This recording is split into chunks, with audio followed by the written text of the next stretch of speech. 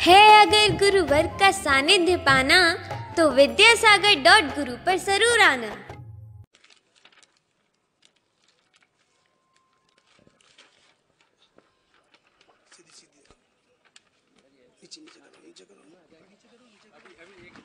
हाँ, तालियां, जोरदार तालियां बजाएं आप लोग, सभी लोग।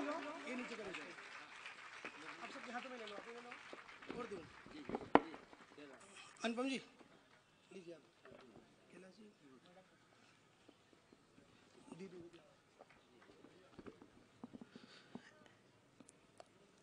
अपनी हमारी मातृभाषा, ये आचार्य भगवान का पूरा चिंतन इसके अंदर निहित है। और ये पुस्तक कम से कम हर विद्यालय के अंदर अभी प्रारंभ में तो 5-5 पुस्तकें तो आपको रखना आवश्यक है और रखना चाहिए, ताकि मालूम पड़े कि आचार्य भगवान के राष्ट्र के प्रति क्या विचार है, हिंदी भाषा के प्रति क्या अभियान का परिचय पत्र भी लिखा है। इसके लिए मैं आमंत्रित कर रहा हूं श्री अचल जी चौधरी साहब, श्री अशोक जी पाटनी, कृपया मंच पर आ जाएं। श्री आनंद जी गोधा और बहन कहाँ है? हाँ, बहन के साथ भाई तो रहने ही वाले हैं। चलिए आप इधर आ जाइए अच्छे से। हाँ, प्रोफेसर सरोज कुमार जी से भी, कोठारी साहब आप आइए प्लीज। निश्चित तो कुछ नहीं यहाँ पर समझ में नहीं आता। और इसके बाद आचार्य श्री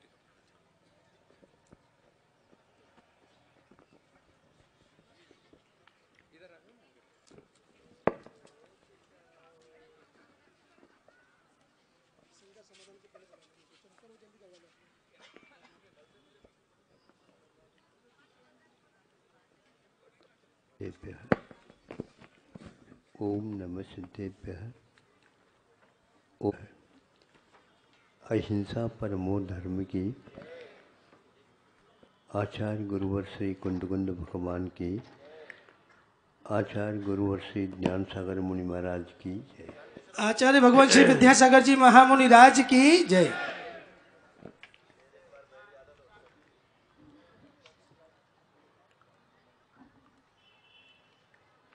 हमारी मातृभाषा इस शीर्षक से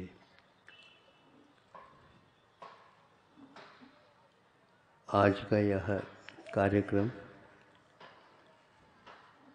भारत में प्राय करके एक एक दिन रख कर के उन विषय वस्तुओं को सामने लाने का प्रयास किया जाता है। एक अहिंसा दिवस है, 365 दिन में एक दिन के लिए आता है, पर वह गायब हो जाता है। इसी प्रकार हिंदी भाषा और अथवा राष्ट्रभाषा, राजभाषा, इसके लिए एक दिन रखते हैं और वह पूर्ण हो जाता है। एक शिक्षक दिवस के नाम से भी निकाला जाता है। और इस प्रकार भारत में पूज्य पुरुष जो कोई भी हुए हैं उनके लिए भी एक एक दिन दे करके, और उन दिनों में यह एक प्रकार से अवकाश प्राप्त होता है विद्यालय आदि आदि सबको। इसी प्रकार आज यहाँ पर रखा गया है, किंतु इस विषय को लेकर के लोगों का आना अपने आप में बहुत महत्वपूर्ण है। मनोरंजन का अलग वस्तु होती है, किंतु यह अपने आत्म तत्व को झंकृत करने वाली बात है, जिसके माध्यम से हम वर्षों चिंतन के डूब में डूब सकते हैं। भाषा प्राय करके प्रचलन में ये आता है कि वह हमारे भावों के अभिव्यक्ति में कारण बन जाती है। हाँ, इतना आवश्यक है, हमारे भावों की अभिव्यक्ति हम अपने आँखों से भी कर सकते हैं। हम अपने अन्य किसी शरीर के, हाथ के, उंगली के माध्यम से भी पहुंचा सकते हैं, सोच सकते हैं। कहीं कहीं पर आचार्यों ने ये भी अभिव्यक्त किया है, शब्दानुपात और पुद्गलानुपात। पुद्गल के माध्यम से भी हम अपने भावों की अभिव्यक्ति कर सकते हैं। कैसे? तो हम ये कहेंगे कि परीक्षा के समय पर सब चारों तरफ से सन्नाटा छाया हो और उस समय में भी बच्चे अपने कुछ लिख करके, उच्चिष्ट बना करके और वह यूँ फेंक देते हैं, तो वह निशाना एक प्रकार से पुद्गलानुपात मानने में कोई बाधा नहीं है। इससे भी हम अपने भावों को अभिव्यक्त कर सकते हैं, चुटकी बजा सकते हैं, ध्वनि आदि के माध्यम से भी हम पहुंचा सकते हैं, और बहुत बहुत सारे रहते हैं। अब देख लो, कोई भी कर्नाटक से आता है, कोई मलयालम भाषा के साथ परिचय रखने वाला भी आता है, महाराष्ट्र भाषा वाली आता है, गुजराती भाषा वाला आता है, बंगाल से भी आ सकता आता है, उड़ीसा से भी आ सकता है, और मध्य प्रदेश, राजस्थान आदि आदि हिंदी भाषा वाले भी आ सकते हैं। और क्यों गौन करें हम, कोई भी विदेशी है तो अपनी अपनी विदेशी भाषा के साथ भी आ सकता है। और आप लोग सुन रहे हैं, सब कुछ भाषाओं के माध्यम से एकत्रित हुए हैं, किंतु यह बहुत ही गहनतम विषय है कि इन सारे विषय भिन्न भिन्न भाषा वालों को हम अपना मंतव्य कैसे रखें, इसके लिए एक काव्य गोष्ठी भी रखी जा सकती है। कविता अथवा संगीत के माध्यम से भी हम अपने भावों को अभिव्यक्त कर सकते हैं। तो एक एक रात भी कमी पड़ सकती है और हम अपने आगत जो कोई भी व्यक्ति है उनको एक बहुत गहराई तक ले जा सकते हैं। आग्रह भाषा का नहीं है, उन भाषा के माध्यम से जो भाव है। स्वामी समर्थभद्र महाराज जो कि श्रावकों के लिए या गृहस्थों के लिए संबोधित कर रहे हैं, ध्वनन शिल्पी करस्पर्शान मुरुयः किमुपेक्षते। मैं आपके सामने पूछना चाहता हूँ, क्योंकि यहाँ जो श्लोक का अर्थात रूप है उसमें प्रश्न उठाया गया है। वह प्रश्न यह उठाया गया है कि उसमें उत्तर नहीं दिया, किंतु प्रश्न उठाया गया है। मुरुजः किमपेक्षते ध्वनन शिल्पी करस्पर्शान, कि शिल्पी के कर उंगलियों के माध्यम से स्पर्श पा करके वह मुरज क्या अपेक्षा रख रहा है आपसे? कुछ चाहता है? नहीं चाहता है, किंतु चाहता भी है। वह मृदंग नहीं चाहता है, किंतु शिल्पी अवश्य आपको पूछ सकता है कि आप इसको सोचो, क्या मृदंग कभी भी आपसे बदले में कुछ चाहता है? यह एक बहुत मार्मिक विषय है। हम भाषा के माध्यम से कुछ चाहते नहीं, किंतु भावों के माध्यम से कुछ नहीं, पूरा चाहते हैं, पूरा चाहते हैं, पूरा चाहते हैं, जो हमेशा के लिए चाह ही समाप्त हो जाए। और भी बहुत कुछ। अब बहुत ही छोटा आज का लड़का गोद में है और चूंकि उसे भूख लगी या प्यास लगी और वह और कुछ नहीं जानता, इतना जानता संस्कार के कारण कि माँ के गोद में जाने से ही यह सब कुछ संभव है। और वहाँ आटा उसको लिया जाता है और दूध पिलाना प्रारंभ कर दिया जाता है और वह पीना प्रारंभ कर देता है, किंतु बीच में वह रुक जाता है। दूध पिलाने की प्रक्रिया जारी होते हुए भी वह बंद क्यों हो जाता, पीना बंद क्यों कर देता है?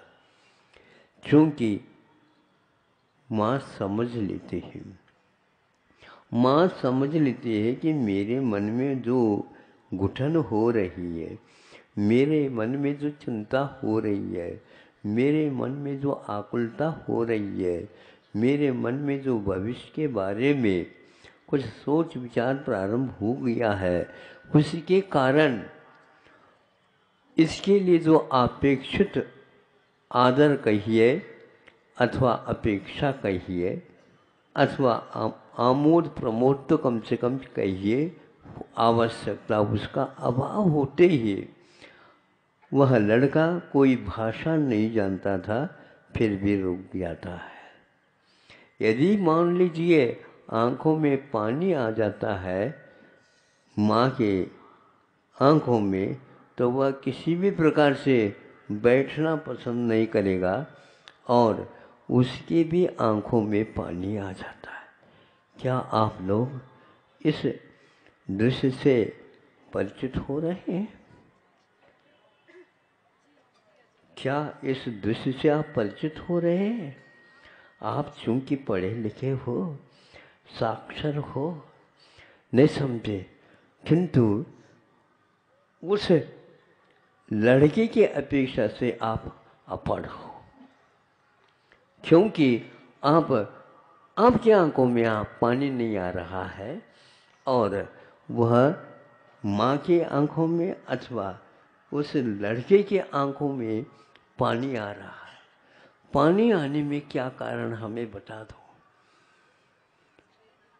संवेदन, भाषा संवेदन तक पहुंच भी सकता, नहीं भी पहुंच सकता, किंतु हमारे जो अनुभूतियाँ, हमारे आवश्यकताएं अथवा हमारी पहचान माँ की संवेदना अपने गोद के लड़के तक पहुंच सकती है और वह आज का लड़का भी आप तक आ सकता है। यहाँ प्रश्न, पितृभाषा नहीं लिखी,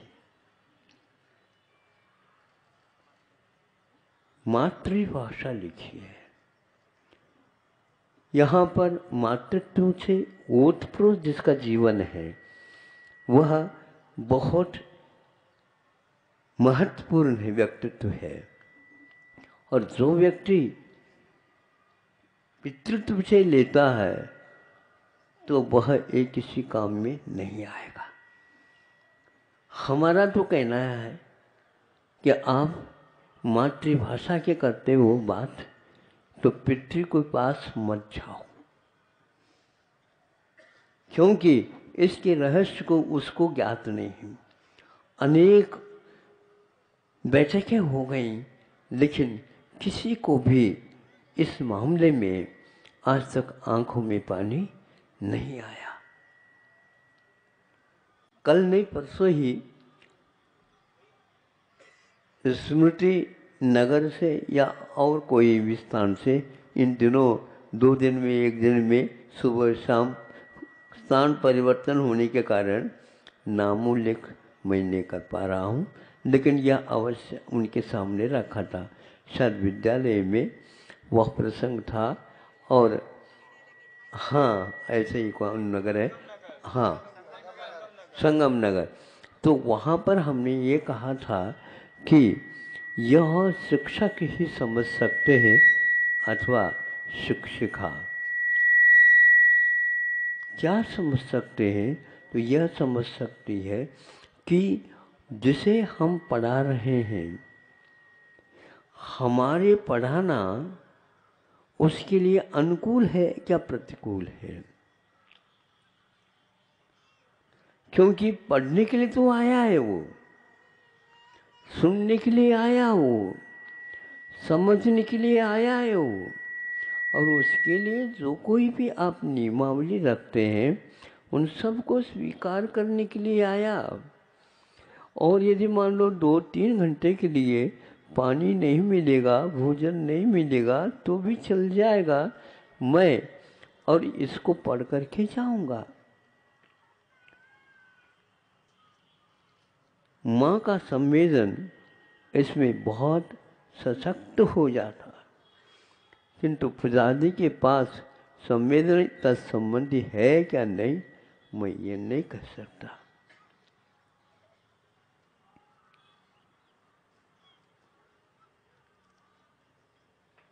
सुन रहे हैं आप लोग? अति मात्रा में पथ्य भी कुपथ्य हो जाता। मात्रा मासी हो। अंतिम पंक्ति में आपके लिए मंथन करने के लिए आवश्यकता पड़ेगी कि माँ के समान मात्रा होना चाहिए। भाषा में भी मात्राएं होती हैं, भाषा में भी मात्राएं होती हैं। आधी मात्रा भी होती है, एक मात्रा भी होती है, फिर इसके उपरांत त्रिमात्री जो प्लुत बोलते हैं वो भी होती है। संगीत में प्लुत का जोरदार प्रयोग रहता है, जबकि अन्य भावाव्यक्तियों के साथ उनका उतना ही मात्र होना अनिवार्य होता है। यदि ह्रस्व के स्थान पर हम दीर्घ कर दें, दीर्घ के स्थान पर हम ह्रस्व कर दें तो मामला गड़बड़ हो जाता है। इसी प्रकार यह भोजन के समय पर वे आप देखेंगे दोनों ऊपर की लाइनों में अति मात्रा में पथ्य भी कुपथ्य हो। पथ्य है, पौष्टिक है, स्वादिष्ट है, किंतु मात्रा अति होने के कारण आपके लिए वह स्वाद बिगाड़ देगा और स्वास्थ्य को बिगाड़ देगा, और जो और चाहते थे आप उन सब गुणों को समाप्त कर देगा। इसलिए तीसरी लाइन में कहा गया कि वह कुपथ्य हो, इसलिए मात्रा मासी हो। भाषा में एक मात्रा भी की कमी और अधिकता होने से आमूल चूल उत्तर सब समाप्त हो जाता है।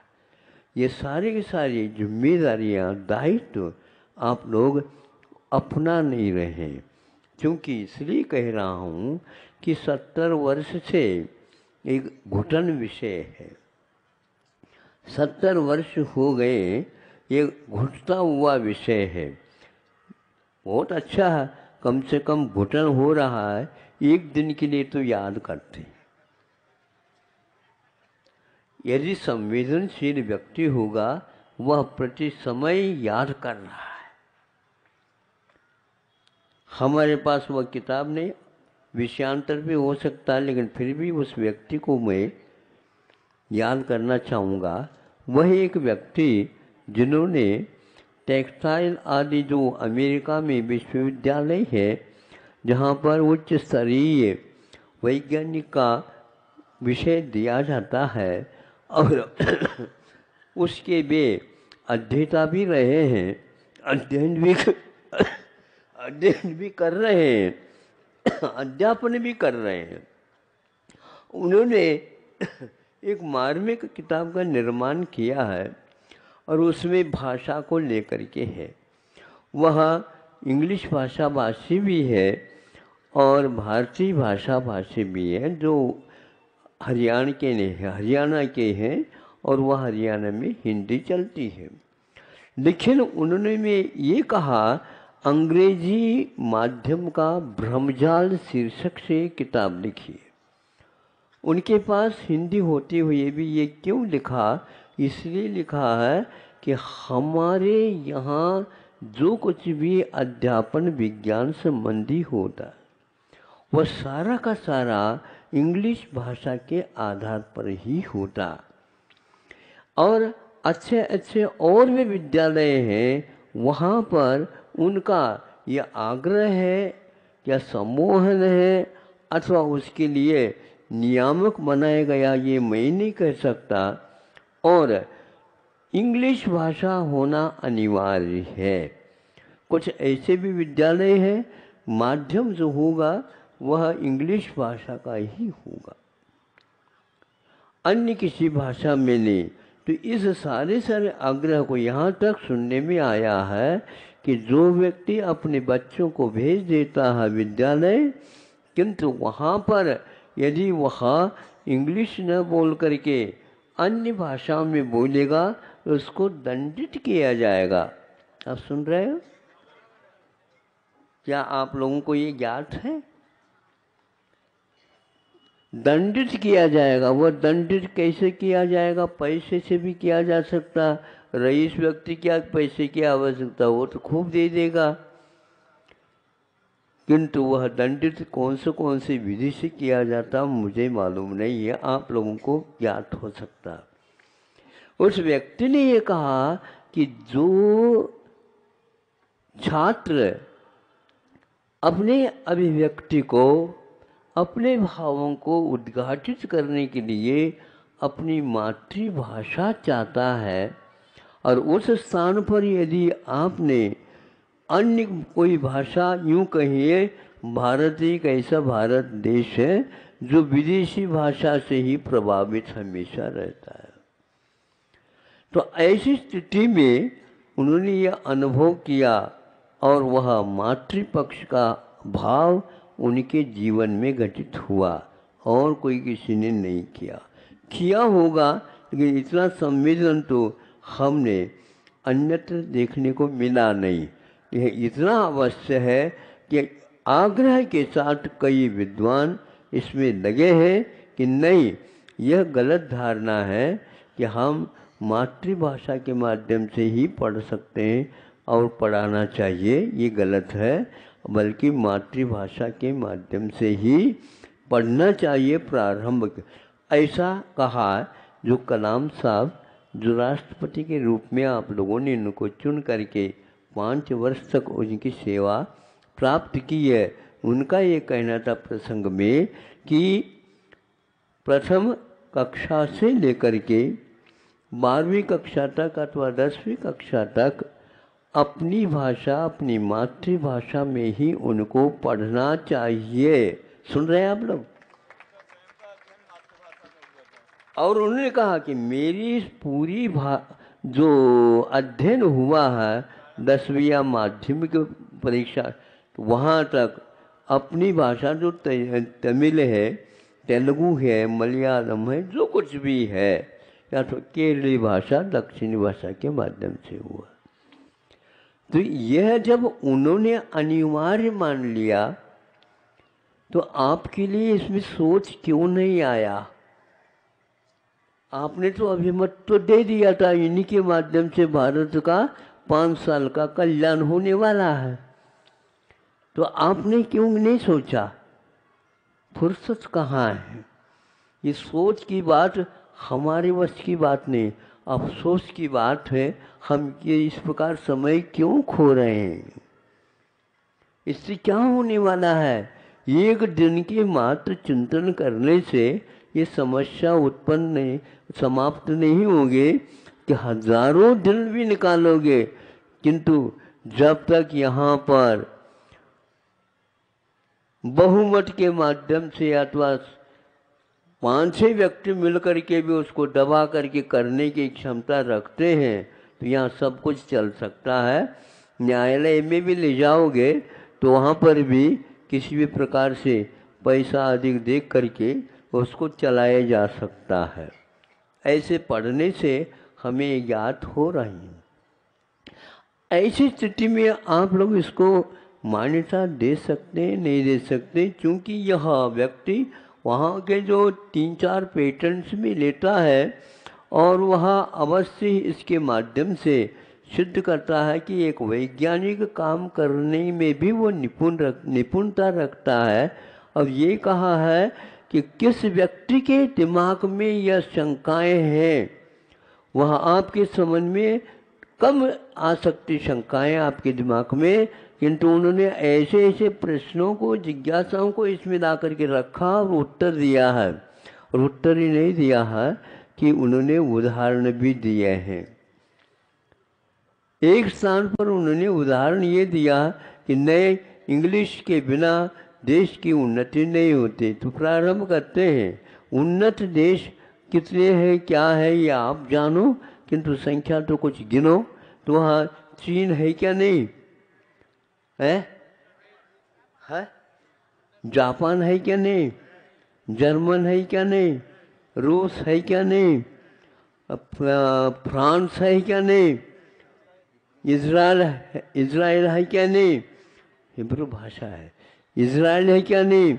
इसी में कोरिया वगैरह भी उन्होंने उल्लेखित किए थे। ये सारे के सारे अति उन्नत वर्तमान की दृष्टि से देश हो करके इंग्लिश को अपने जीवन में कभी भी स्थान नहीं दिया। बताओ, मैं इन खाली तालियों से प्रभावित नहीं होने वाला हूँ। हाँ, इसलिए नहीं होने वाला हूँ कि एक दिन के लिए रखा गया और आपकी तालियां भी समाप्त हो जाएंगे, आपके जो कोई विचार में वो भी चले जाएंगे।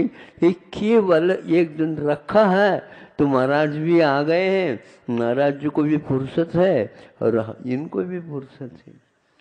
कल यदि आते कह देते तो भैया आज मेरे पास समय नहीं है, कह देता, क्योंकि कल तो 14 है हमारी, और आपके तो हमेशा 14 चलती रहती।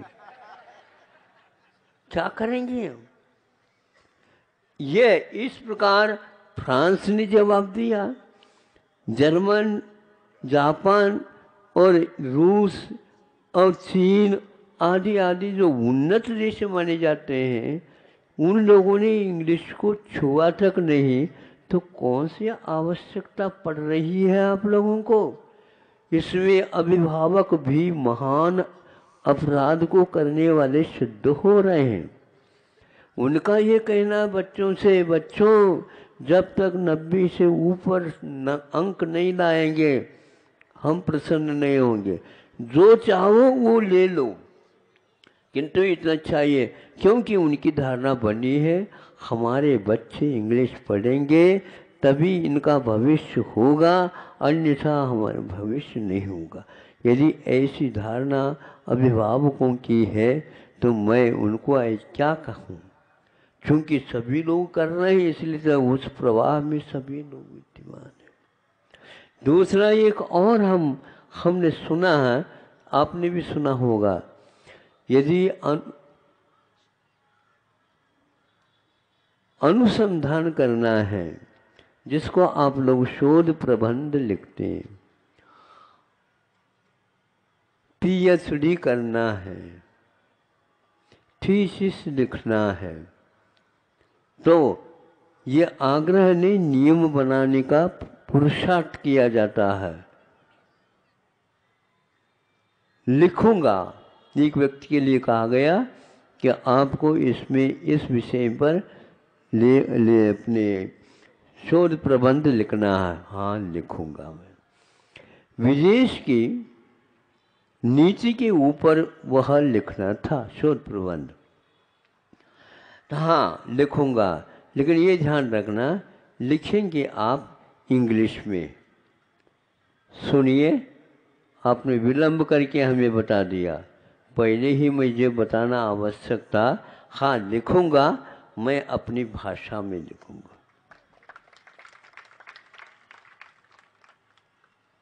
तो अपनी भाषा में लिखूंगा जब उन्होंने कहा नहीं, ये तो संभव नहीं हो सकता,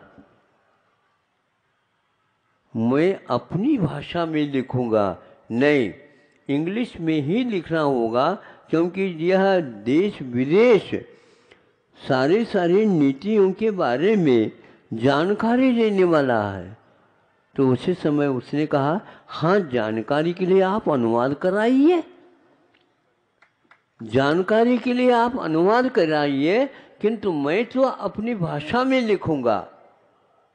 और बहुत तीव्र भाषा के साथ उसने कह दिया, मुझे लिखना है क्योंकि मेरे पास पूरा विषय है और मैं लिखूंगा। लिखने के उपरांत आप कहेंगे कि ऐसी किताब तो हमने अपने जीवन में नहीं देखी और नहीं पढ़ी। यह आत्मविश्वास होता है, शोध प्रबंध उसी का नाम है। नकल करके शोध नहीं किया जाता, नकल करके या दूसरी की भाषा में उसकी अभिव्यक्ति करना चाहे नहीं होता है। दूसरे से आप पढ़ करके या सुन करके लिखा जाता, उसका नाम शोध नहीं कहलाता। वो ये तो सुनने की प्रक्रिया 16 कक्षा तक होती रहती है। तो यह जब बात कही है, अंत तो गत्वा सारे ताली पक्ष के भी और विपक्ष के भी दोनों जब बजने लगे, किंतु विपक्ष की संख्या ज़्यादा होने के कारण अंत तो गत्वा वह कार्यकाल चल रहा था प्रधानमंत्री इंदिरा जी का। उनको हाँ कहना पड़ा, लिख दो आप, हिंदी में लिख दो। हिंदी में लिखा हुआ प्रथम शोध ग्रंथ माना जाता था। वह आपके बीच में कई बार आ चुके हैं, आते रहते हैं। इसी प्रकार विदेश में भी हो गया था। फ्रांस में, फ्रांस के लिए भी कहा गया इस विषय का आपको शोध करना है और वह इंग्लिश में लिखना। क्या कह रहे हैं आप? इंग्लिश में? मैं तो उपहास का पात्र बनूंगा। मेरे पास फ्रेंच भाषा है और उस भाषा के माध्यम से उसकी जो विराटता, उसकी जो ऐतिहासिकता, उसकी जो अभिव्यक्ति करने के लिए जो विशेष सुविधा है, अनुकूलता है, अन्य कोई भी भाषा में मैं मानता नहीं। नहीं ऐसा नहीं, आपका ये सोच विचार हो सकता नहीं। आप चाहे तो कर लो, नहीं तो मुझे नहीं करना, मुझे तो इसी में करना। और वो कर लिया। करने के उपरांत विश्व में उसकी प्रशंसा हुई। अब मैं पूछना चाहता हूँ आप लोगों से कि क्या 100 वर्ष पूर्व में, 150 वर्ष पूर्व में भारत में शोध होता था? क्या नहीं? विज्ञान के विषय में हुआ है, हिंदी की भाषा में नहीं, संस्कृत के भाषा में नहीं, और कोई विषय में नहीं। विज्ञान जिसको बोलना चाहते हैं आप, भारत में भी विज्ञान को लेकर के अनुसंधान हुआ है। और वो कौन सा है हम बताना चाहता हूँ। एक किताब निकली है, अभी वो पूर्णतः है या क्या नहीं मैं ये नहीं कह सकता, लेकिन उसके शीर्षक के ऊपर शीर्षक रखा गया है विमान संबंधी। 500 प्रकार के विमानों को तैयार करने की विधि इसमें लिखी गई है और वह संस्कृत निष्ठ है। ये अनुसंधान का बाबा है। और ये इतने ही अधूरे नहीं करो, और एक एक विमान को हम 30-32 प्रकार से निर्मित कर सकते हैं। अब 500 गुणित 32 गणित आती है, 16,000 प्रकार के विमान भारतवर्ष में होते थे। यह वो किताब है। क्योंकि उसने जिसे शोध किया था अधूरा किया और सब लोगों को संकेत कर दिया कि मैंने यहाँ तक काम किया है, यदि आना हो तो देखना हो तो देख लो। अमेरिका से, रूस से, अफ्रीका से, उससे सभी देश के प्रतिनिधि वहाँ पर आ गए। संभव है मुंबई में वह बैठक थी और वह प्रयोग था। जैसे आप लोग बैठे हैं वैसे ही वह व्यक्ति अपना वहाँ शोध विषय को रखने के लिए, हाँ मैं रखना चाह रहा, वहाँ रखिए। सबको आकुलता थी, विस्मय था। भारत में विमान की विज्ञान की बात कर रहे हैं, सुन रहे हो आप? कैसा लग रहा? आपको सोचना चाहिए। अमेरिका उपस्थित है, इंग्लैंड उपस्थित है, रूस उपस्थित है, फ्रांस उपस्थित है, जापान और जर्मन उपस्थित है, और कौन सा देश चाहिए जो कि विज्ञान में बहुत आगे बढ़ा है? तो वह सारे आ गए और उसने प्रारंभ कर दिया। अपने हाथ में नियंत्रण रखा, जिसको आप लोग क्या बोलते? Remote control. अपने हाथ में नियंत्रण रखा विमान का, ये नहीं कह सकते आप। क्यों भैया? प्रक्रिया क्या है ये नहीं कह सकते। मतलब रिमोट कंट्रोल में ही कुछ ऐसी शक्ति विद्यमान है। ये आप लोगों के निर्णय के अनुसार, ऐसे निर्णय को मैं कभी भी महत्व नहीं दे सकता। भाषा में और नियंत्रण इसी में है। ये क्या है? ये विमान का अनुसंधान नहीं रहा, बस रिमोट कंट्रोल का ही महत्व ज्यादा रहा। ये सब गलत है। और अंत तो गत्वा ये सिद्ध हुआ अफ्रीका में, फ्रांस में ये लिखा, यही भाषा में। तो सब लोगों ने उसकी प्रशंसा की। तो मैं ये कह रहा था कि 100-150 वर्ष पूर्व में क्या भारत में अनुसंधान होता था क्या? नहीं। यदि नहीं होता तो नालंदा विश्वविद्यालय में क्या होता था? क्या होता था आप बता दो। ऐसे विश्वविद्यालय कितने थे इस भारत में, संख्या लिखी हुई है, पढ़िए आप। इतिहास तो पढ़ते नहीं और इतिहास को पढ़ने नहीं देते। इतिहास पढ़ते हैं वह फालतू समय निकाल रहा है। हम इतिहास को फालतू नहीं कर सकते, किंतु आप सबका पालनहारा पालतू कर सकते हैं। आप लोगों के पास कोई गौरव तक नहीं है। ये सारे विषय आप लोग इससे वंचित हो रहे हैं, केवल एक भाषा के कारण। इंग्लिश भाषा में सब कुछ होगा तो उस बच्चे के दिमाग में भारतीयता, भारतीय संस्कृति, भारतीय अनुसंधान, भारतीय जो शास्त्र हैं उनका कोई मूल्य नहीं। एक और व्यक्तित्व था जो मुझे बहुत बार बार शोध करने, बार बार चिंतन करने के लिए बाध्य करता था। वो भी IIT का छात्र था और उसने कार्य छोड़ करके ये कार्य को अपनाया था। उसने भारतीय इतिहास में 18वीं शताब्दी में भारत में विज्ञान एवं तंत्र ज्ञान इस किताब के ऊपर पढ़ करके वह अपने लौह तत्व के शोध के विषय में प्रस्तुत की थी। तो सब लोगों ने देखा ये किसने इसका शोध किया, इसका निर्माण किया, तो इस व्यक्ति ने किया। ये इस प्रकार का लौह तत्व का निर्माण न भूतो न भविष्यति उस समय भारत के अलावा जो कोई भी विज्ञान था वो अन्य देशों में था।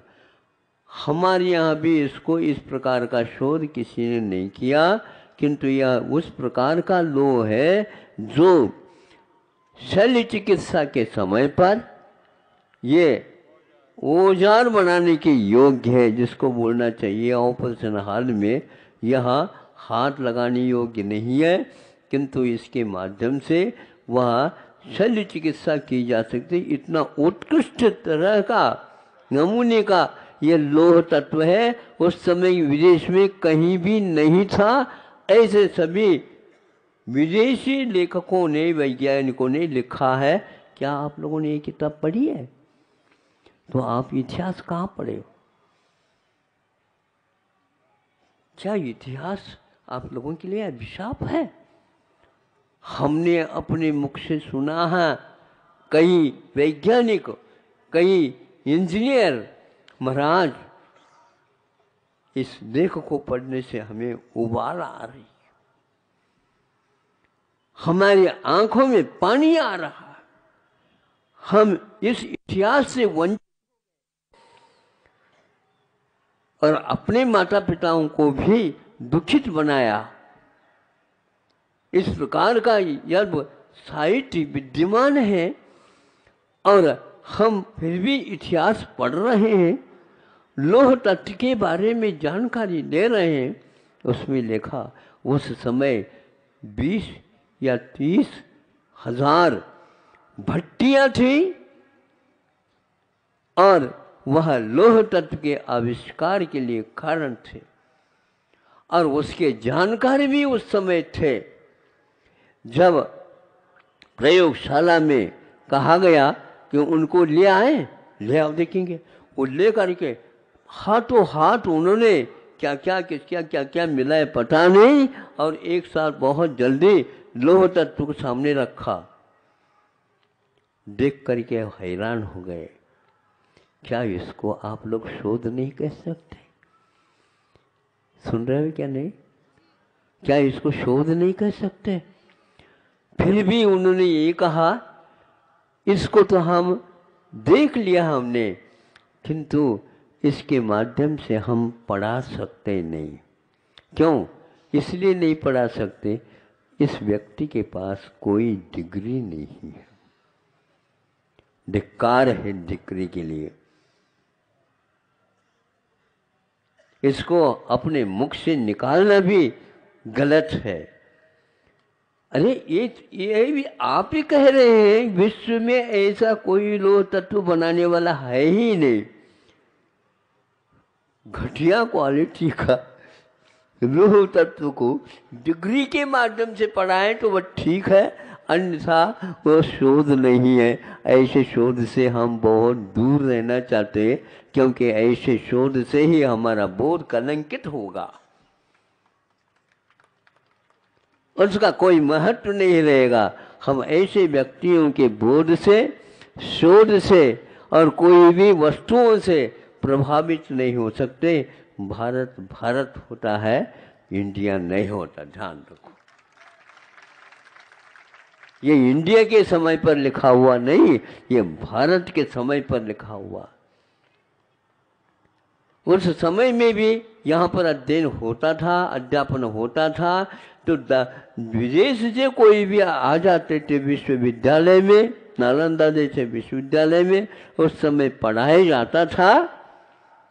लेकिन वो बहुत मुझे अच्छा शब्द लगता है, सदृश उपाधि, जिसको इक्विवेलेंट बोलते हैं, समान अध्ययन जिसमें हुआ है, डिग्री भले ही अंतर को लेकर के। तो उस समय उन लोगों ने इसको स्वीकार किया था, लेकिन आज के कोई भी डिग्री व धारक इसको स्वीकार करने के लिए तैयार नहीं।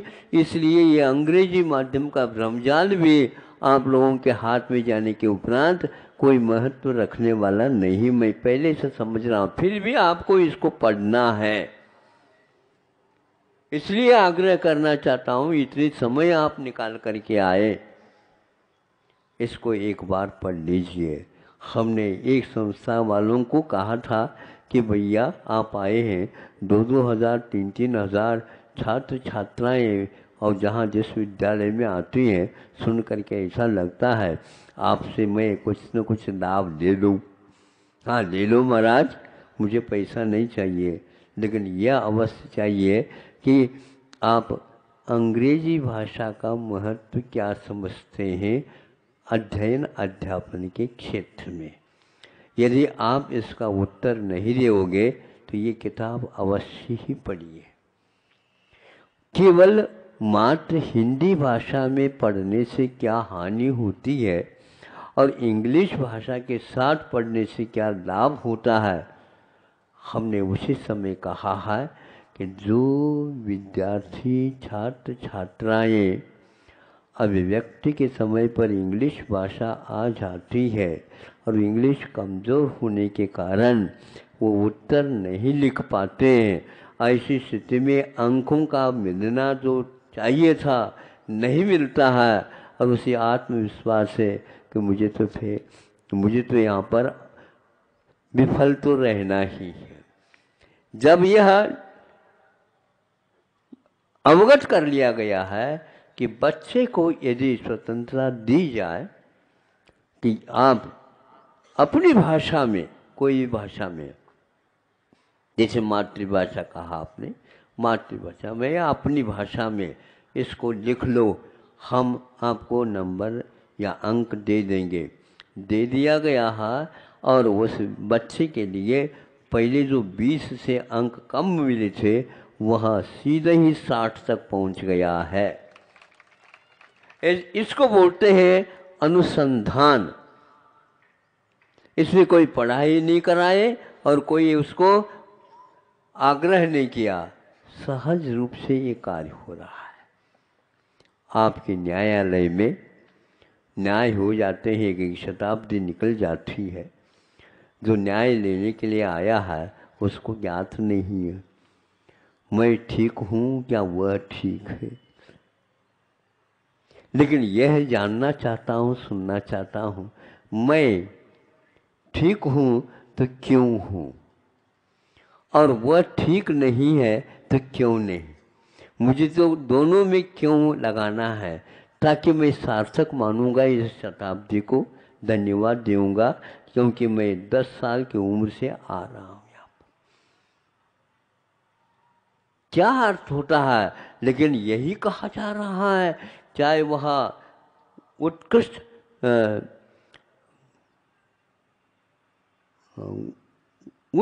उच्च न्यायालय और सर्वोच्च न्यायालय में यह इंग्लिश के बिना उसकी अभिव्यक्ति अथवा घोषणाएं नहीं होती, ऐसा भी सुनने में आता है। संभव है भारत को जब स्वतंत्रता मिली उस समय यह न्यायालयों में कि जो कोई भी घोषणा होंगी वह इंग्लिश भाषा के अंतर्गत ही होंगी, जिसको सुनना समझना है अनुवाद के माध्यम से कर लें। सुनने में ये भी आया है कि गहन इंग्लिश भाषा का अभाव होने के कारण ही करोड़ों विषय आज तक वैसे ही लटके हुए हैं, उनको पूर्ण करना कोई भी साहस नहीं कर पा रहा। सुन करके विस्मय होता है, इसलिए भारतीय भाषा को छोड़ करके अन्य भाषाओं के माध्यम से ऐसा आप कर रहे हो। यहाँ तक कहा स्वतंत्रता की बात थोड़े से रख करके यदि आपके पास और समय है तो उसको भी हम पूर्ण कर लें, नहीं है तो आगे के कार्यक्रम के अनुसार करिए, अच्छी बात।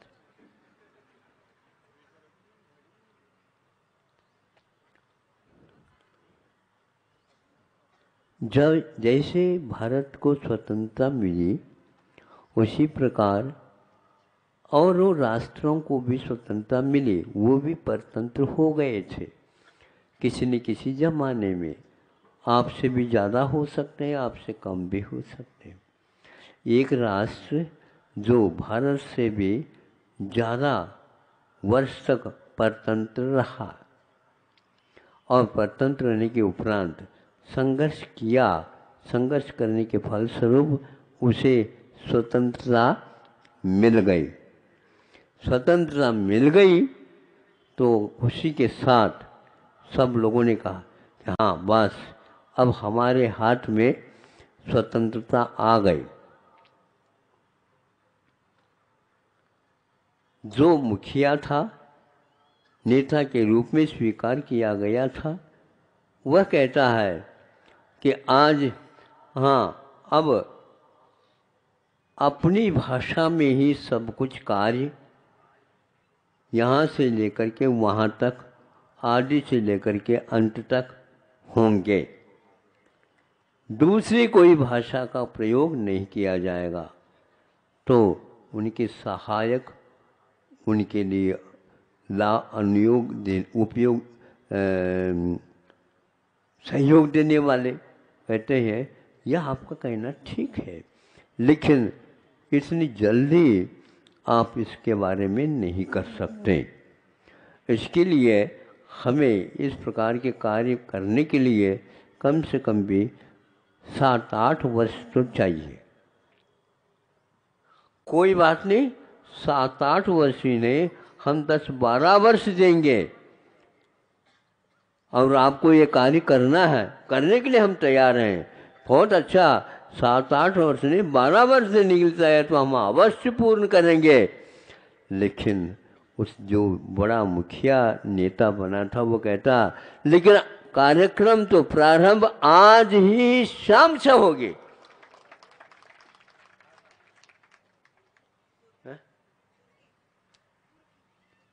आज के ही यह दिन अस्त हो रहा उसी समय से होगा। ये इतिहास लिखा जाएगा, अपनी भाषा चलेगी।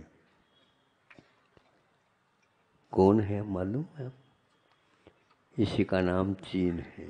हमने सुना था, पढ़ा था, आप भी पढ़ सकते हैं, निकाल सकते हैं। हम पूछना चाहते हैं वह आज ही क्यों कहा उसने? उनका कहना यह था क्योंकि हमारे पास भाषा जीवित है। जीवित भाषा रह जाती है तो राष्ट्र कभी भी परतंत्र नहीं होता।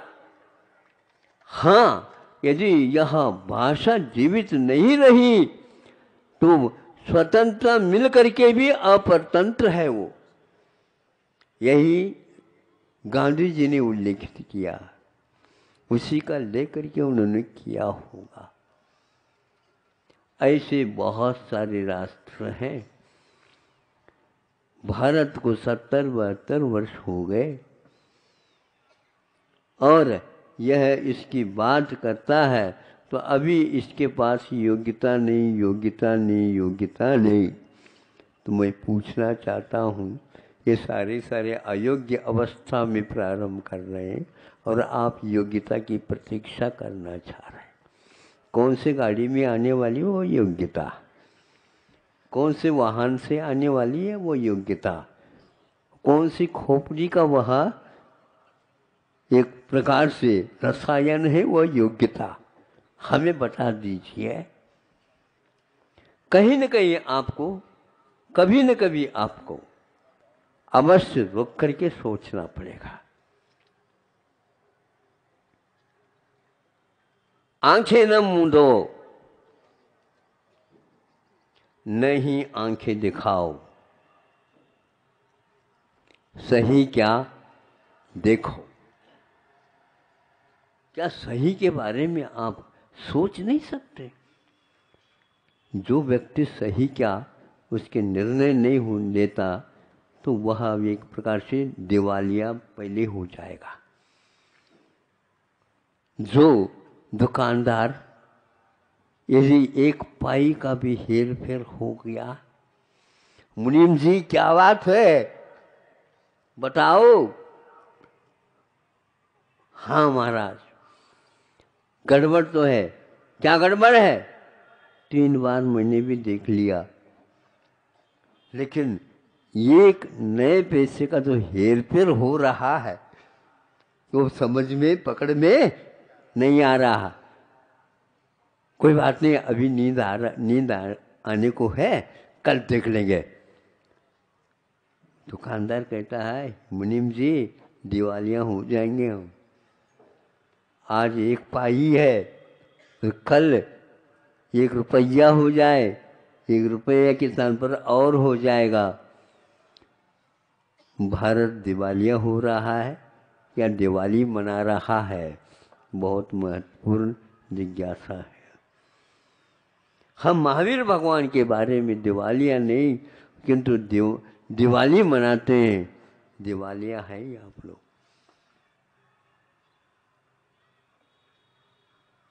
राजस्थान में गुरुजी ने एक बार कहा था, वो याद आ गए मुझे।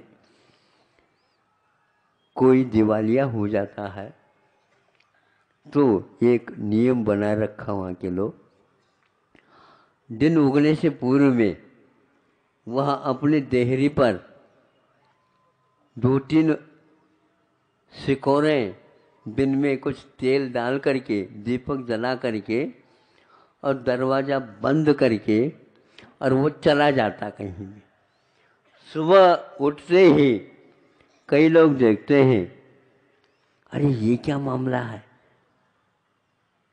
दिवाली है, दिवाली के दिन ही हो गया था, मान लो दिवाली है, लेकिन दिवाली जैसे लग नहीं रहा क्योंकि इसका दरवाज़ा बंद है।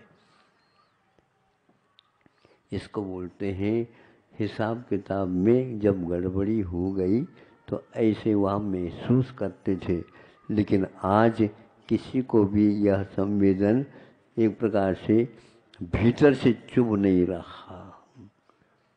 मैं क्या कहूँ, आप लोगों ने क्या ठाना था पता नहीं।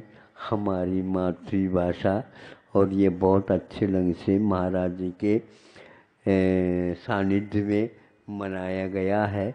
महाराज जी भी बहुत अच्छी अच्छी बातें सुनाई। क्या अच्छी बातें वो महाराज जी समझे, इसका कोई महत्व है नहीं। ऐसी वह डिग्री की बात करते हो तो अच्छे अच्छे डिग्री लेने वाले भी एमटेक, बीटेक और एमकॉम आदि आदि करने वाले और पीएचडी अनुसंधान करने वाले भी 5-6 हज़ार के लिए आवेदन लेकर के खड़े हैं और आवेदन पत्र केवल 600 चाहिए अपने को, किंतु 6 लाख से भी कम नहीं है। और अखबारों में सुनने में आता है उसमें आप लोगों के बच्चे भी शामिल हैं। क्या आपने लाखों रुपए खर्च करके 4-5 हज़ार के वेतन के लिए आवेदन के लिए मंजूरी दी है? आप सोचिएगा, ये सब हो रहा है भारत में।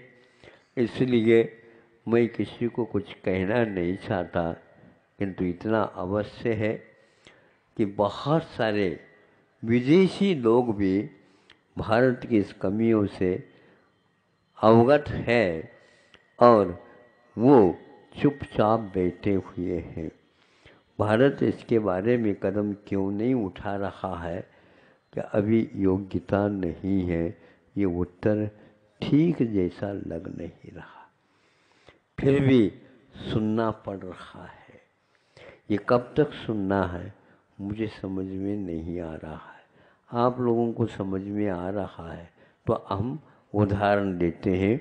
कल ही एक सज्जन एक अच्छे सोच विचार के उस संगम कॉलोनी में आए, क्योंकि हमें विद्यालय में ही ठहराया गया था, मुकाम करने के लिए कहा गया। तो सुबह सुबह कुछ जैसे यहाँ पर रखा गया था उसी प्रकार वहाँ पर रखा। उनके सामने कहा कि भैया विद्यालय तो बहुत बड़ा है महाराज, 2200 छात्र हैं, एक दूसरा और है उसमें भी 700-800 हैं, इस प्रकार 3000 से भी आगे छात्र इसमें दोनों विद्यालय में पढ़ते हैं। तो हमने धीरे से कहा, कब से ये 10-20 साल से ऐसे चल रहा है, हमारी एक बात सुन सकते हो? हाँ महाराज सुनाओ। कि इसमें जो भाषा रखी है माध्यम, उसमें केवल भारतीय भाषा रखी जाए और इंग्लिश भाषा की क्या आवश्यकता है? यदि आवश्यकता है तो आप कर सकते हो। हाँ महाराज, जैसे आप कहें उसके अनुसार हम तैयार हैं। अगले सत्र से हम इसको इसी रूप में चलाएंगे, इस साल तक पूर्ण होने तक हमारे लिए अवसर चाहिए। तो वह बच्चे से मैं बहुत प्रभावित हुआ और उसी समय कहा ये हमारे लिए कल का मंगलाचरण आज हो गया। इसी प्रकार यहाँ पर जो स्वागत के लिए या अन्य जो बातों के लिए 2 सज्जनों को यहाँ पर खड़ा किया है, तो वह हाँ उनका नाम सन्मति विद्यालय से आए हैं। उनका नाम अलग था, लेकिन उन लोगों ने थोड़े से परिवर्तन करने के लिए हाँ कहा है, लेकिन अभी वो पूर्णतः हाँ नहीं है।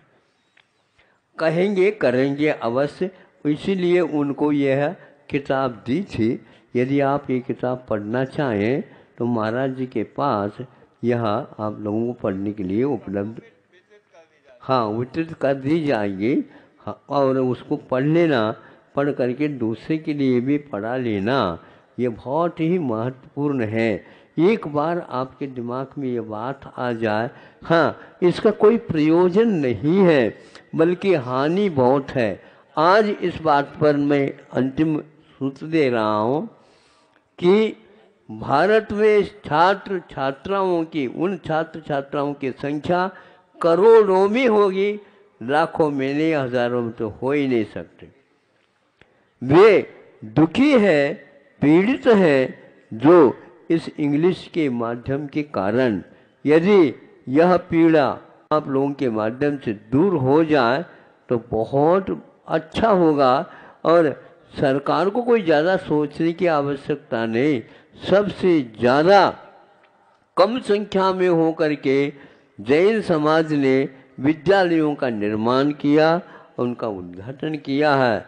वह प्राथमिक विद्यालय, माध्यमिक विद्यालय और महाविद्यालय और विश्वविद्यालय तक का उन्होंने बहुत सहर्ष अपने ही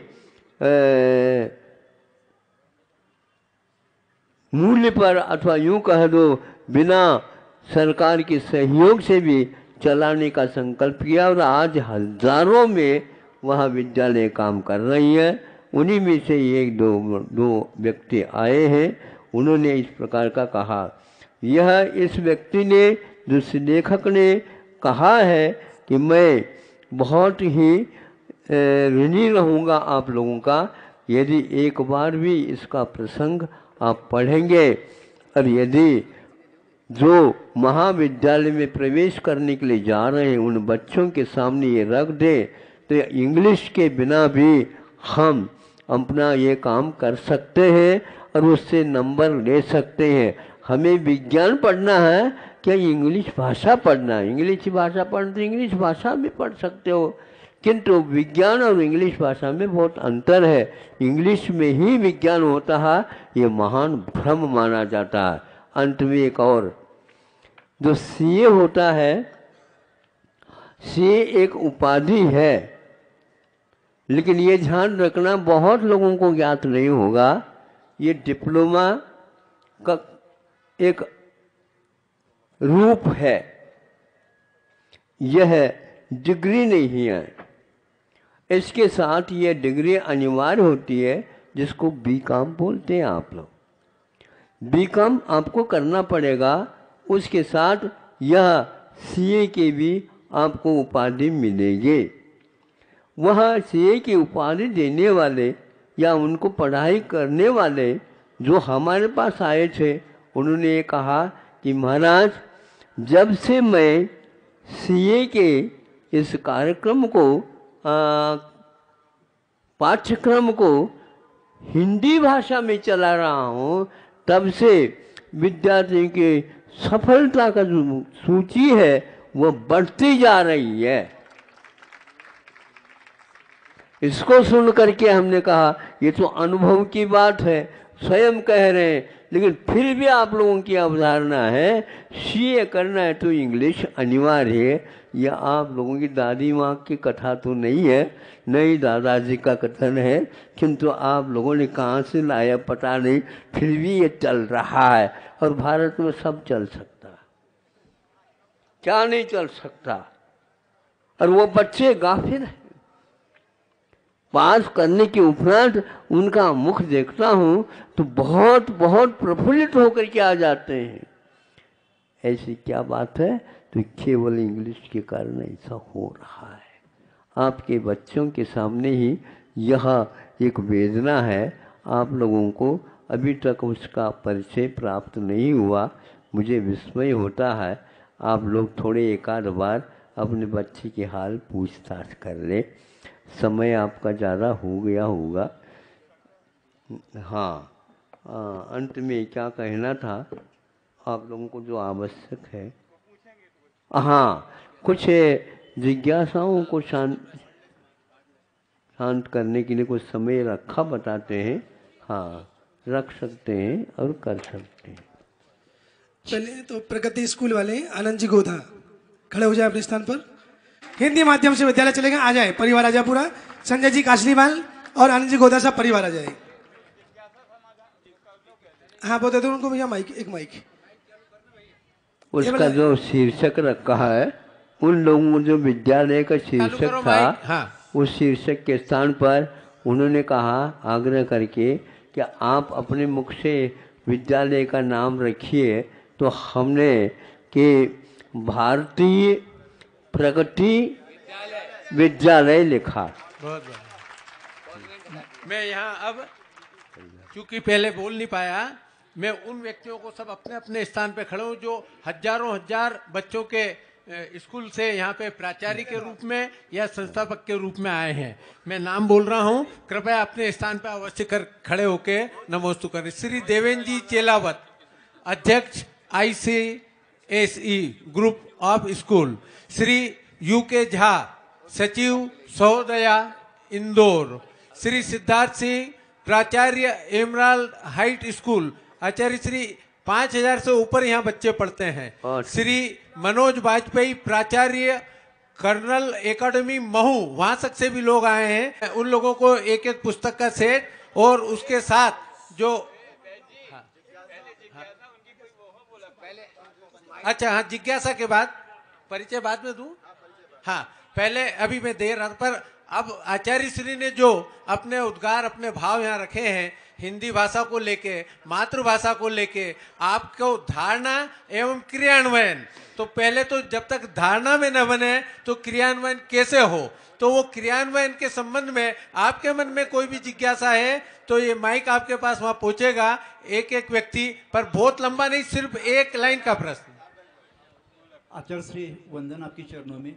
महाराष्ट्र से रविंद्र पाटिल मैं बोल रहा हूँ। 5वीं से 10वीं कक्षा का मैं शिक्षक हूँ।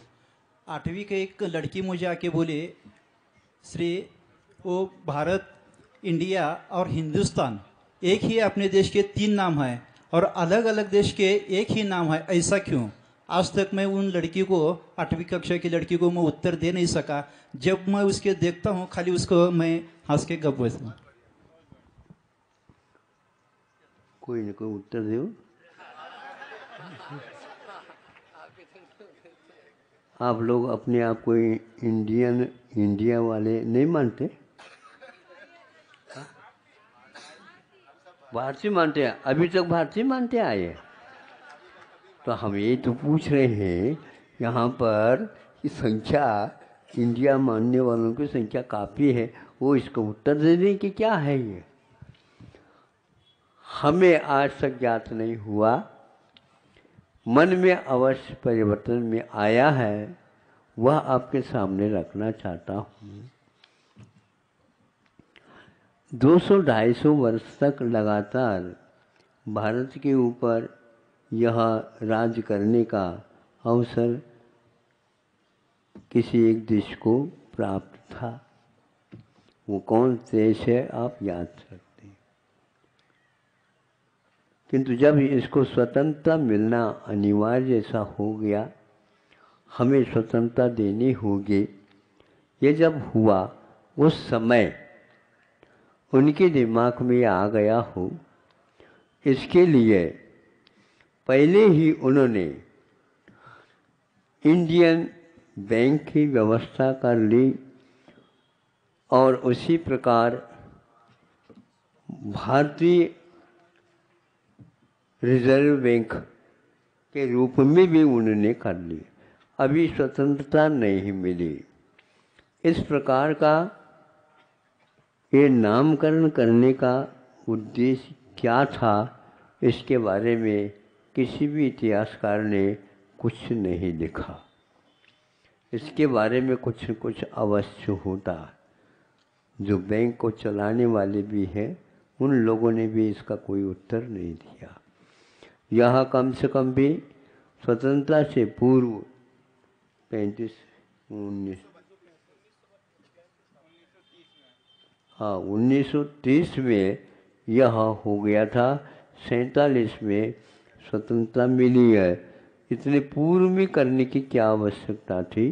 कुछ लोगों ने इसके बारे में कहा, बताते हैं कि दादा भाई नौरोजी वगैरह कि ये आर्थिक गुलामी से भारत हमेशा बनी रहे हैं, गुलामी बना रहे, इसलिए आर्थिक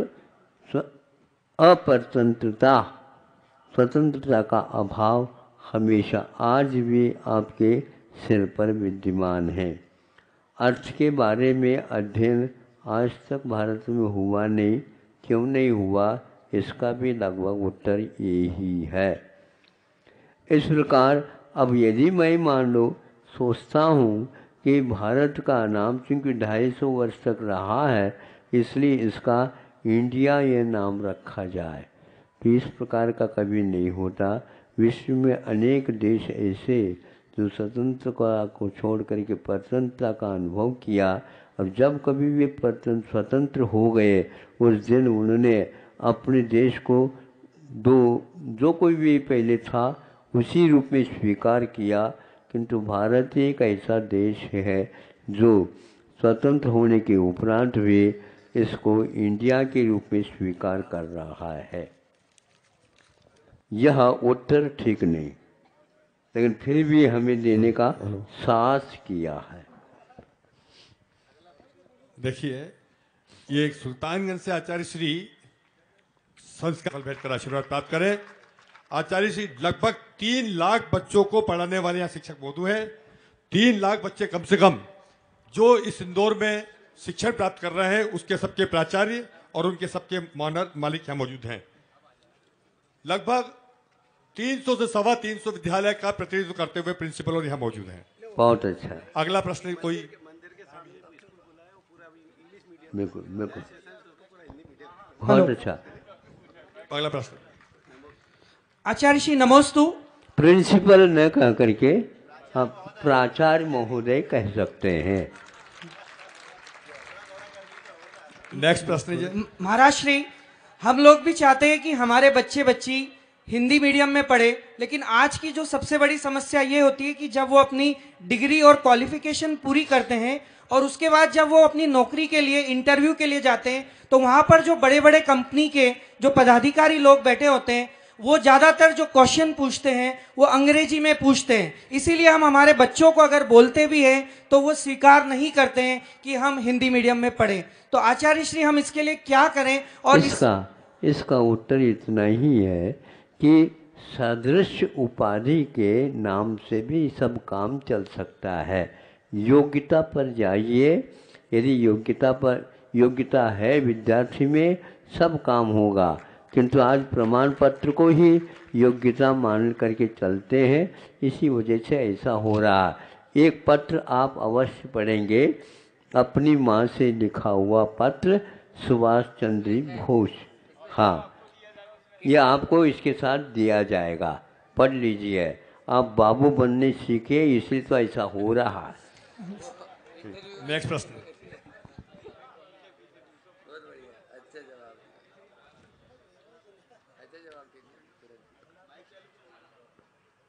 महाराज श्री के चरणों में बारंबार नमन। महाराज श्री, प्रश्न ये है कि भारत इतना विविधताओं का देश है कि यहाँ पे एक कोई मातृभाषा ही नहीं है, तो जब एक कॉमन मीडियम ही नहीं है इंस्ट्रक्शन का, अब कोई मराठी है, कोई बंगाली है, कोई तमिल है, कोई तेलुगु है, इसलिए फिर वो शायद अंग्रेजी माध्यम से सब लोगों को पढ़ाया जाता है कि वो एक कॉमन मीडियम बन जाता है। अब इस चीज़ का तो हम कैसे निवारण कर सकेंगे? इसका निवारण जो है ना, करने के लिए कई अपने आप को समर्पित करने वाले व्यक्तियों ने इसका उत्तर दे दिया है।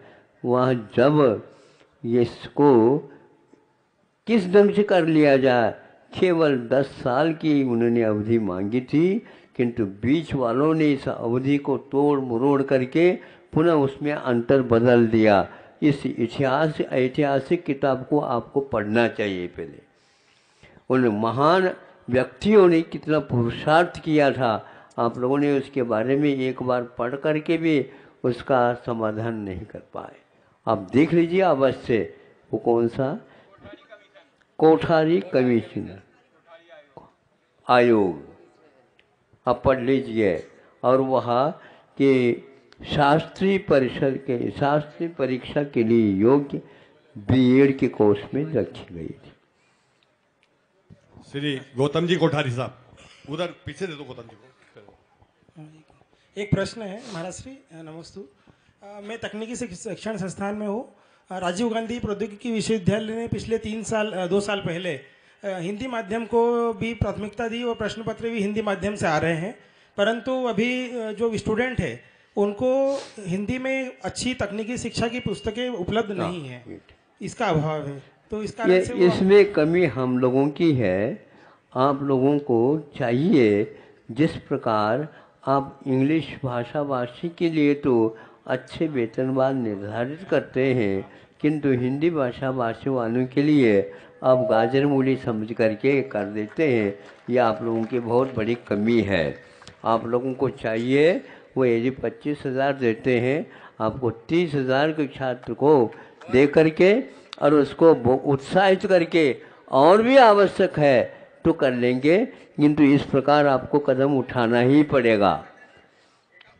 अचल चौधरी साहब के पास 15,000 बच्चे अध्ययन रखते हैं। अचल चौधरी साहब, गौतम कोठारी जी की बात। नमस्तु। मातृभाषा से मैं सहमत हूँ, लेकिन मुझे एक बात समझ में नहीं आई, मुझे तो कोई भी भाषा पूर्ण नजर नहीं आई कभी भी। बहुत अच्छा। जो भाषा है उसके साथ अनुभूति वो बहुत ज़्यादा जरूरी हो जाती है। तो ये अध्ययन में भाषा के साथ अनुभूति का योग कैसे बन सके, ये आप बताएं। बहुत अच्छा है। आप मेरे मुख से सुनना चाहेंगे या गांधी जी के मुख से? आपने कोई उत्तर नहीं दिया। बहुत अच्छा, मेरे ऊपर आपने छोड़ दिया। सुनो, 2 मिनट के भीतर मैं इसको स्पष्ट करने का प्रयास करूंगा। जब विदेश पहुंचे हैं गांधी जी और माँ की अनुमति आज्ञा पा कर के गए हैं, और वहाँ पर उनका उद्देश्य था कि बैरिस्टर बनने का, और वह बैरिस्टर बनने के लिए चले जाते हैं और वहाँ उस पाठ्यक्रम को स्वीकार करते हैं। उस समय उसके सामने एक बात आई कि आप स्नातक और यह बैरिस्टर उपाधि, जिसको न्याय की उपाधि मानी जाती है, इन दोनों को एक साथ करना चाहोगे क्या आप कुछ और? उसी समय गांधी ने सोचा कि मैं दोनों एक साथ करने में अक्षम हूँ, इसलिए कि केवल बैरिस्टर उपाधि की प्राप्ति के लिए ही मुझे प्रयास करना चाहिए। और चालू हो गया कार्यक्रम। स्नातक मुझे नहीं बनना अभी, जब पूर्ण हो गया, उपाधि प्राप्त हो गई, जब वह कार्य प्रारंभ करना चाहा न्यायालय में, उसमें एकदम सफलता नहीं मिल पा रही थी। यह निश्चित है, जब तक इसका अभ्यास नहीं होता तब तक यह हासिल नहीं हो पाता। फिर उस समय गांधी जी ने सोचा कि कुछ समय के लिए कम से कम मैं अध्यापन का कार्य करूं। सुन रहे हैं आप लोग? हाँ, अध्यापन का कार्य करूं। तो उनके पास उस समय अध्यापन करने के लिए जिज्ञासा हो गई और आवेदन भी उसने किया जहाँ पर वह उत्तर मिलना था। हाँ हाँ, आप आइए, आपको अवश्य हम आपके यहाँ अपने यहाँ काम दे देंगे। तो अध्यापन के कार्य के लिए वो तैयार हो गए, चले गए। हाँ, मैं आ गया हूँ, आइए बैठिए, लाओ। ऐसा कहा। क्या लाओ? क्या लाओ है?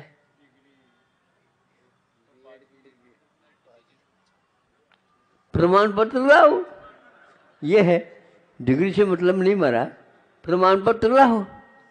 प्रमाण पत्र कौन सा प्रमाण पत्र? अरे तो आपको स्नातक हो गए हो तो ये प्रमाण पत्र लीजिए। स्नातक? मैं तो बैरिस्टर होकर के आया हूँ, मैं इंग्लिश में पढ़ सकता हूँ, पढ़ा सकता हूँ, और लैटिन भाषा का भी मुझे अध्ययन है आदि आदि। हाँ, ये सब कुछ ठीक है, ये बाहर की बात है। अभी तो आप प्रमाण पत्र लाओ। स्नातक यदि आप हैं, बीएड यदि आप हैं, बीए हैं, तो यहाँ पर आपको हम स्थान देंगे, नहीं तो गांधी जी उसी समय माता ठनकते हुए गांधी जी आए, ये अपने जीवन गाथा में लिखा हुआ। डिग्रियों के पीछे क्या हाल हो रहा है, इस हाल को हम बता नहीं सकते, और इसमें बच्चे कितने दुखित हो रहे हैं, और वो भीतर ही भीतर पश्चाताप से उबल रहे हैं। ये सब डिग्रियों का खेल है। जो कुछ भी आपको मिल रहा है डिग्री के माध्यम से मिल रहा है। इसलिए मेरे विचार से अब थर्मामीटर की डिग्री में मत लगाओ, क्योंकि तापमान को नापने के लिए नाड़ी परीक्षा पर्याप्त है। मैं अगले प्रश्न के लिए जो 15,000 बच्चों का जो प्रतिनिधित्व करते हैं अचल चौधरी साहब, तो अपने निवेदन करता हूं कि वे अपना प्रश्न करें, और उसकी जब तक प्रश्न करते हैं उसके पहले हमारे बोहरा समाज के, सिख समाज के और मुस्लिम समाज के जो प्रतिनिधि उपस्थित हुए हैं, संस्थाओं के अध्यक्ष या पदाधिकारी प्राचार्य, उनसे निवेदन करता हूं कि कृपया आचार्य श्री साहब से प्राप्त करें।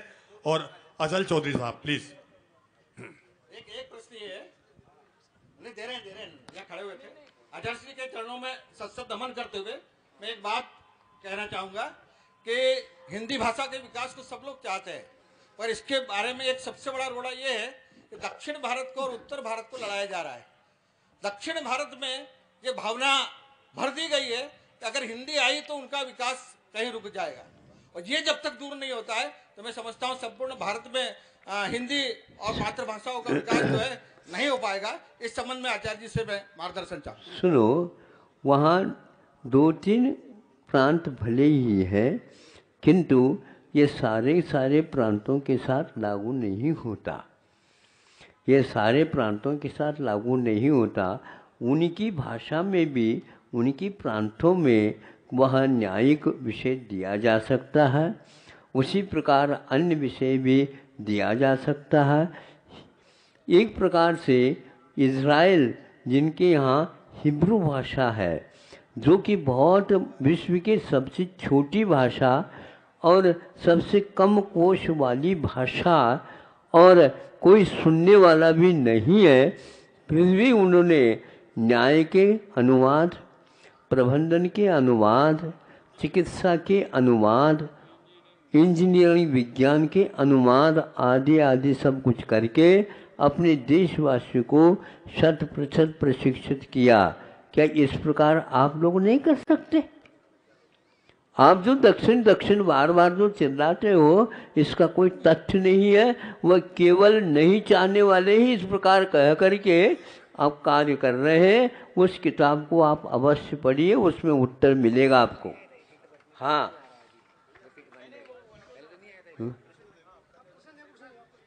हाँ, हाँ, बोहरा समाज से प्रतिनिधि यहाँ आए हैं, आचार्य श्री के चरणों में श्रीफल अर्पित कर रहे हैं। हाँ, ठीक। ये सिख समाज के प्रतिनिधि के रूप में जो शिक्षण संस्थाओं को चलाते हैं, उनसे भी अनुरोध है कि वे आए। अब अगले प्रश्न के लिए अचल चौधरी साहब, मेरी रिक्वेस्ट है, जिनके नाम का उल्लेख कर रहा हूँ, कृपया वे हाँ। प्रश्न करें, फिर आपकी जिज्ञासा करेंगे। अचल चौधरी साहब। हाँ,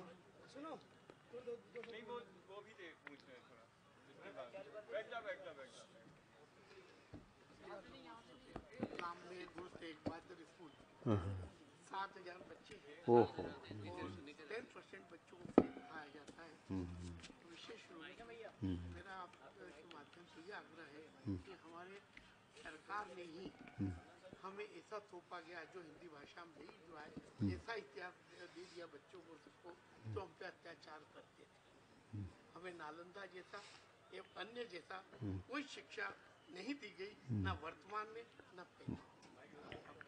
बस सरकार से यही निवेदन है कि आप इतिहास वो पढ़ाओ जो हकीकत है। आपका बहुत अच्छा सदाशय है। मैं उसको अभिव्यक्त करके उनको भी और आप लोगों को भी संतुष्ट करना चाहूँगा कि वस्तुतः सरकार हमारे लिए बाध्य कर रही है।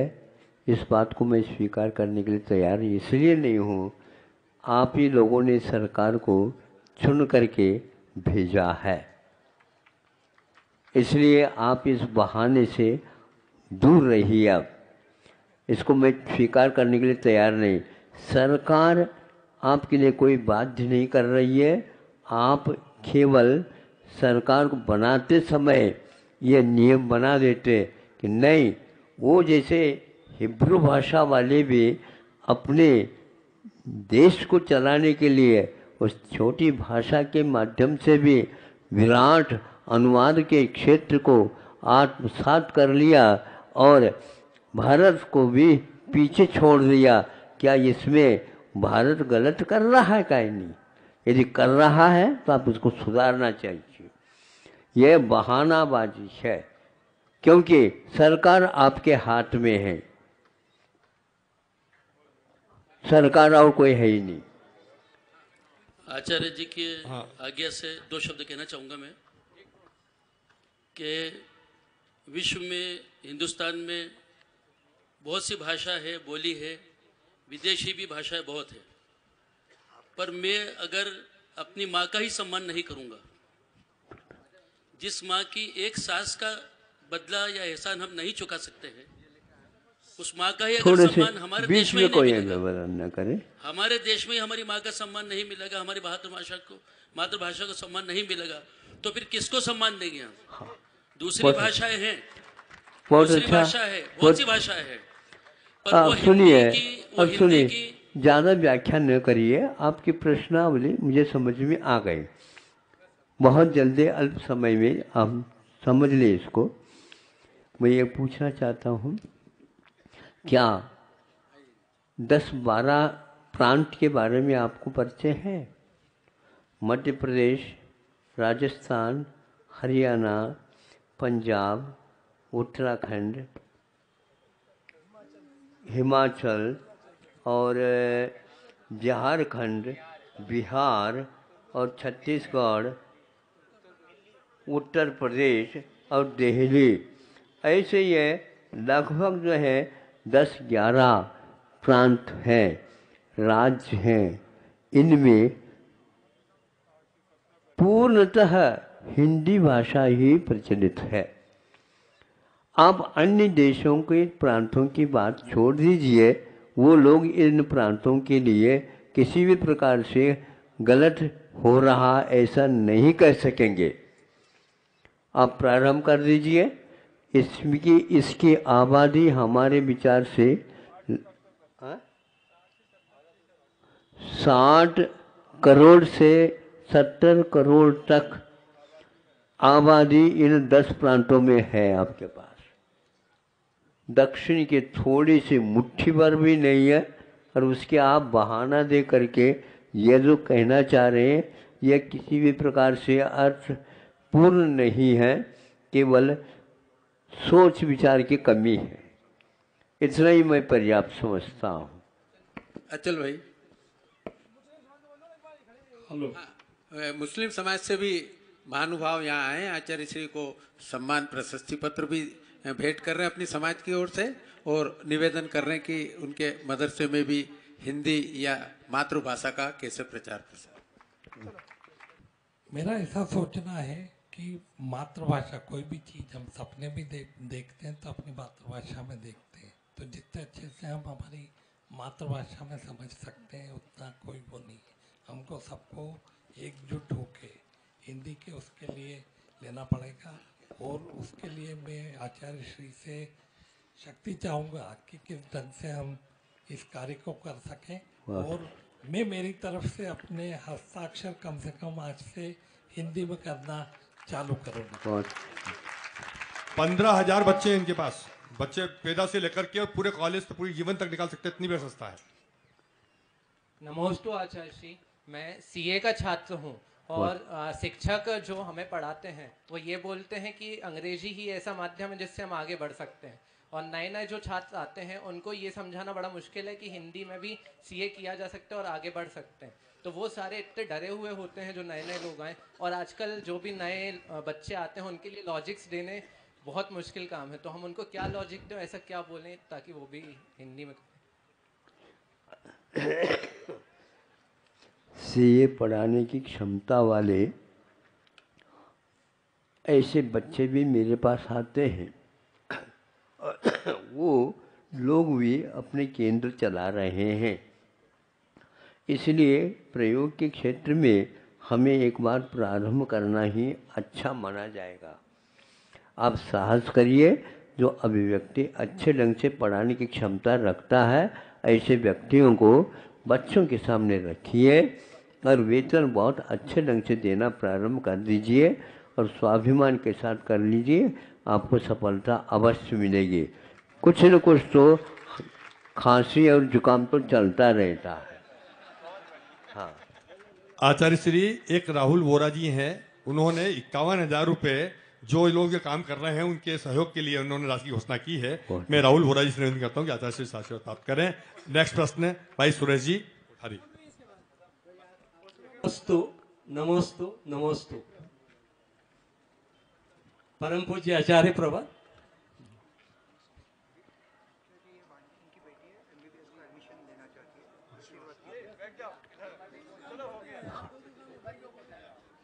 परम पूज्य आचार्य प्रभा, सबसे पूर्व मैं पढ़ा पूरे कोठारी समूह, कोठारी इंस्टीट्यूट समूह और पाडलिया समूह की ओर से आपके श्री चरणों में नमस्तु नमस्तु नमस्तु।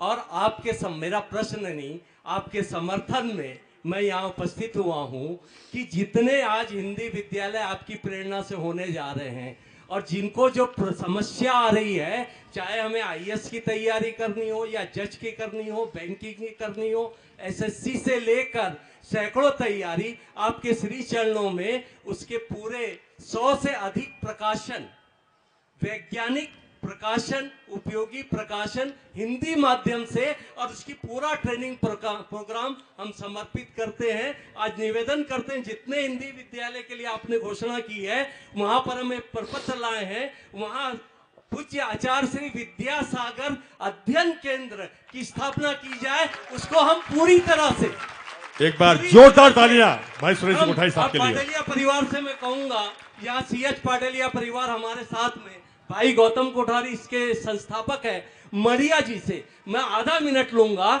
पूज्य वर्ग 25 वर्ष से आपके मरिया जी से हम जुड़े हैं।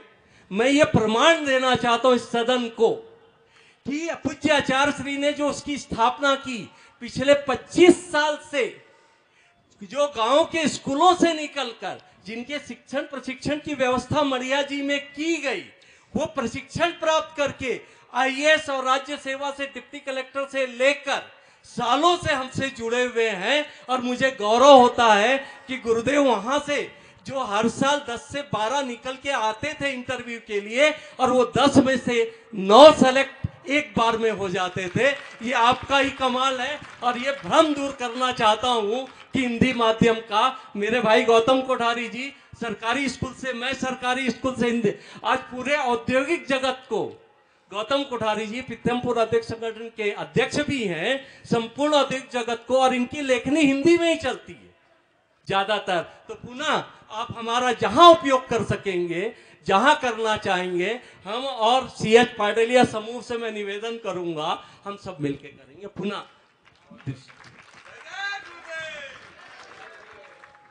अनुवाद के क्षेत्र में प्राय करके कई लोग अनभिज्ञ हैं कि अनुवादक कोई मिलता नहीं। ऐसा नहीं, विधि के अनुवादक एक हमें ऐसे मिले हैं, संभव है वो गुनाह के सज्जन हैं और वो वकील है और वो निरंतर उस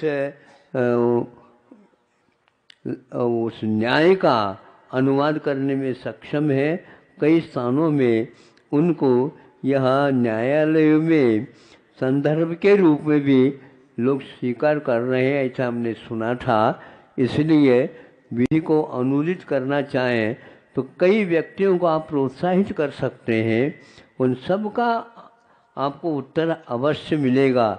इस दिशा में प्रयोग नहीं होने के कारण ही हम लोगों का उत्साह भंग जैसा हो रहा है, ऐसा नहीं है। हिंदी में बहुत मौलिक चिंतन करने वाले और पर्यायवाची शब्द के साथ आपके सामने अर्थ रखने वाले, प्रस्तुत करने वाले विद्वान हैं और उनके पास जाकर के आपको अवश्य ही विनय अनुनय के साथ कहना आवश्यक है और आपके विचार को और पुष्ट उनके माध्यम से कर लेना चाहिए, हमारा ये कहना है। अच्छा, मैं समझता हूँ आज का यह 1.5-2 घंटे का बैठक भले ही हुआ है कि मुझे यह इसमें आप लोगों के विचार सुन करके बड़ी प्रसन्नता हुई है। आप लोगों के पास समय इस प्रकार के विषय को स्पष्ट करने के लिए भी दिया जाता है, कि मैं इसका बहुत ही अच्छा मानता हूँ। और इसी प्रकार आप अपने विषय को सामने प्रस्तुत करके इसको और पुष्ट बनाइए, इतना ही पर्याप्त है। आचार्य, एक उपलब्धि और हो गई। नाकोड़ा पब्लिशर्स के भाई मुकेश जी हैं, उन्होंने ये कहा है कि MBA, BBA कंप्यूटर की सब बुक्स वो हिंदी में प्रिंट करेंगे। आइए, बहुत अच्छा, बहुत अच्छा। देखो, एक व्यक्ति ने, आप थोड़े से या उनका संपर्क साधित कर लीजिए, आपको अवश्य उत्साह मिलेगा, प्रेरणा मिलेगी और आपके लिए और भी आगे इस प्रकार का उत्साह जागृत हो जाएगा। गुरुदेव के चरणों में सादर नमोस्तु। मैं विनीता जैन, शासकीय उच्चतर माध्यमिक विद्यालय बजरंग नगर से। गुरुदेव, सारे MP बोर्ड और CBSE सब में NCERT की बुक्स स्टार्ट हो गई हैं। हमारा हिंदी मीडियम है। हिंदी माध्यम में यदि गुरुदेव प्रकाशन हिंदी और अंग्रेजी दोनों में चीज़ों का हो जाए और साथ ही अंग्रेजी माध्यम के स्कूलों में भी यदि अभिव्यक्ति प्रश्नों का उत्तर देने की छूट मिल जाए हिंदी माध्यम में बच्चों को, तो शायद इस दिशा में प्रचार प्रसार हो सकता है। गुरुदेव नमस्कार। ये तो विद्वत वर्ग ही इसका निर्णय ले लेंगे, हम इसके निर्णायक नहीं होंगे, क्योंकि जिसको आपको छोड़ना है पुनः उसको यदि ग्रहण कर रहे हैं तो उसमें बहुत सारी कठिनाई होती है। एक ही दवाई लेना उत्तम माना जाता है। पहले जो दवाई दी है उनको आप प्रयोग न करो तो बहुत अच्छा रहेगा, यह हमारा यह अनुभव है। आचार्य श्री मुझे आभार के लिए बोला है, तो आभार तो हम आचार्य श्री के हैं। अगर ऐसा लगता है तो एक बार जोरदार कलतल होने से आचार्य श्री और हम कहें नमोस्तु नमोस्तु नमोस्तु।